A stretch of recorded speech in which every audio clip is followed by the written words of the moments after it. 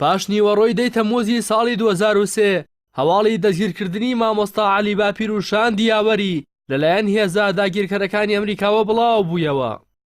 لەو ڕۆژەدا ویلایەتە یەکگرتووەکانی ئەمریکا لە درێژەی هەڵا استراتیژیەکانی و ستەمەکانی لە کۆمەڵی ئیسلامی کە لە میانی جەنگی داگیرکردنی عێراقدا ئەنجامیدا مامۆستا عەلی باپیر ئەمیری کۆمەڵی ئیسلامی و تۆفیق کەریم و دارا محەممەد ئەمین و عەبدوڕەحمان سان ئەحمەد ئەندامانی سەرکردایەتی و دەستەیەک لە پاسەوان و شۆفێرانی وەفدەکەی کۆمەڵی ئیسلامی دەستگیر کرد.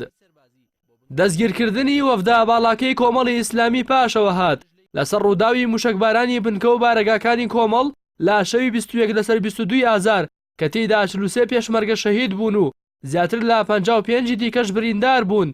ئەمریکا و کۆمەڵی ئیسلامی چووبوونە نێو گفتوگۆ و دانوستانەوە و کۆبوونەوەیەکیشیان کردبوو. دەستگیرکردنی مامۆستا عەلی باپیر و شان دیاوەری لە کاتێکدا بوو بۆ دووەمین کۆبوونەوە لەگەڵ نوێنەری ویلایەتە یەکگرتووەکانی ئەمریکا لە قەزای دووکان بەڕێگاوە بوون. بەڵام بەر لە گەیشتنی وەفدەکە بە شوێنی مەبەست لە بۆسەیەکی ئامادەکراودا و لە نزیک گوندی قەمچوغا هێزێکی زۆری ئەمریکی مامۆستا عەلی باپیر و هاوڵانی لە ڕێگای کۆپتەرەوە بەرەو شوێنێکی نادیار دەگوازنەوە. دوایە ڕووداوە و پێچەوانەی چاوەڕوانی ئەوانەی پیلانەکەیان داڕشتە بوو سەرکردایەتی ئەو کاتی کۆمەڵی ئیسلامی بەگرتنەبەری ڕێکارە مەدەنیەکان ڕێگریان لە هەر کاردانەوەیەکی هەڵەشانە گرت. لەو چوارچێوەیەدا و لە 21 تەمموزی 2003 و دوی ئابی هەمان ساڵدا بە بەشداری دەیان هەزار کەس لە جەماوەری شارەکانی هەولێر و سلێمانی بە دروشمی بابەز بێت کۆت و زنجیر ئازاد کەن عەلی باپیر دوو ڕێپێوانی بەرفراوان بۆ ئیدانی دەستگیرکردنی مامۆستا و هاوڵانی و هەرچی زوو ڕزگاربوونیان ڕێکخرا کە لە کاتی خۆیدا با دەستپێکی خۆپیشاندان و ڕێپێوانی مەدەنی لە عێراقی نوێدا دانران. هەروەک لە 12 تەمموزی ساڵی 2004 و پاش ساڵێک لە دەستگیرکردنی ئەمیری کۆمەڵی ئیسلامی و شان دیاوەری لە شاری سلێمانی با بەشداری نوێنەری لایەنە سیاسیەکان و دەیان کەس لە ڕۆشنبیر و نووسەر و ڕیشسپیان کۆنگرەی پشتیوانی لە ئازادی مامۆستا عەلی باپیر بەڕێوە چوو. ئامادەبوانیش لە وتارەکانیاندا جەختیان لا پەرێزپاکی مامۆستا عەلی باپیر و حیزبەکەی کردەوە و پشتیوانیان بۆ ئازادی مامۆستا دەربڕی. پێشێرکاریەکی تەواوی مافی مرۆڤە و هەموو ئەو دروشمانەی کە هەنگاوە مەدەنیەکانی سەرکردایەتی ئەو کاتی کۆمەڵی ئیسلامی وەڵامێک بوو بۆ ئەوانەی گرەویان لەسەر کۆتایی هاتنی کۆمەڵی ئیسلامی کردبوو. هاوکات لە میانی یەکەمین هەڵبژاردننی دوای ڕوخانی سەدام لە کانونی دووەمی 2005 و لەو کاتی ئەمیری کۆمەڵی ئیسلامی لە زیندانی تاکە کەسی دابند کرابوو.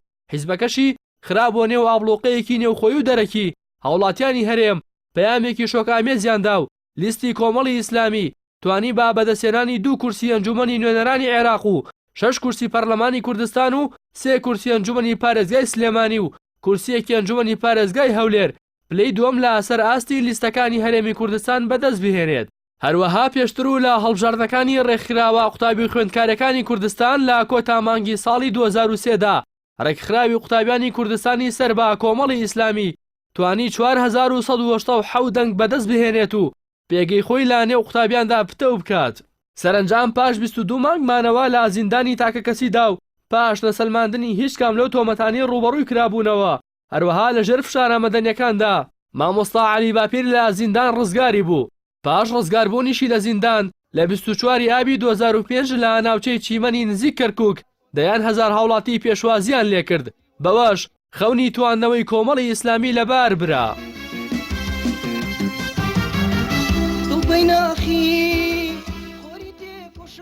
لە ئێستادا کۆمەڵی ئیسلامی یەکێکە لە هێزە سەرەکیەکانی سەرگۆڕەپانی سیاسی باشووری کوردستان و ڕۆژانە نوێنەری دەیان وڵاتی ئەوروپی و ڕێکخراوانی و دەوڵەتیەکان سەردانی کۆمەڵی ئیسلامی و ئەمیرەکەی دەکەن.